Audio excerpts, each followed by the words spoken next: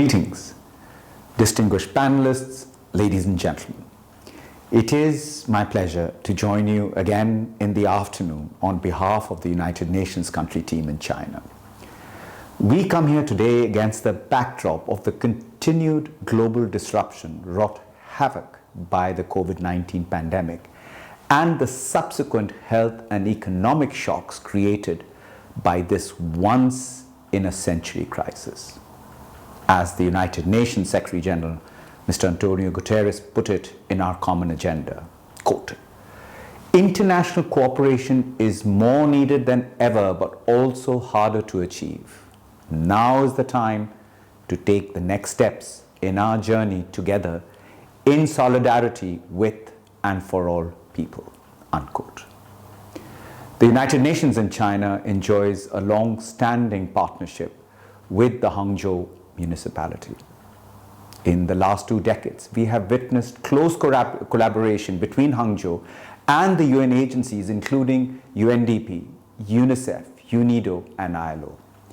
In May this year, I joined the United Nations Under Secretary General, Mr. Liu Jianmin, and visited the nation's Global Geospatial Knowledge and Innovation Center in Zhejiang.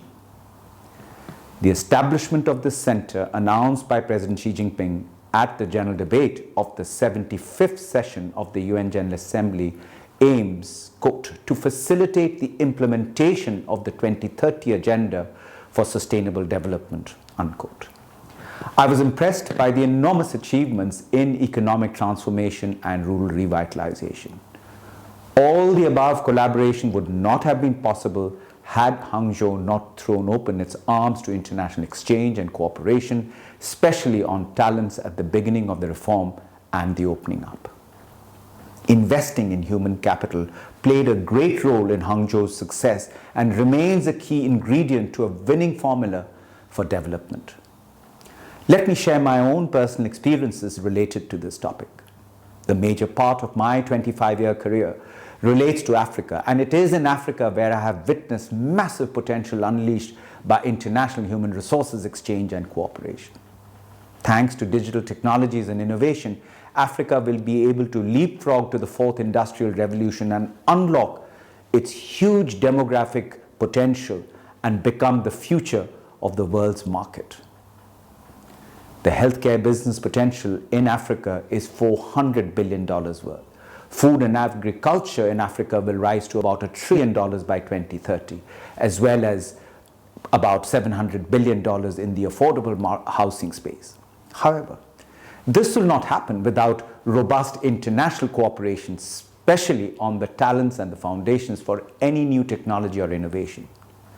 Zhejiang, taking the lead in building a demonstration zone as an example for promoting common prosperity nationwide, gives a strong impetus to China's new development aspiration towards high-quality development that aims for green, inclusive, and sustainable development with a view to leaving no one behind.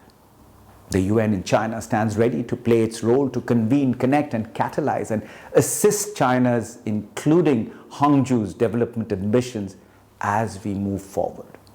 Hangzhou's experience as it develops can be shared with other countries as we deliver the 2030 Agenda, which is a plan of action for people, planet, prosperity, and peace for everyone, everywhere. Today's event serves as a timely reminder that when we begin to reopen borders around the world, we embark on a new path towards a more inclusive globalization.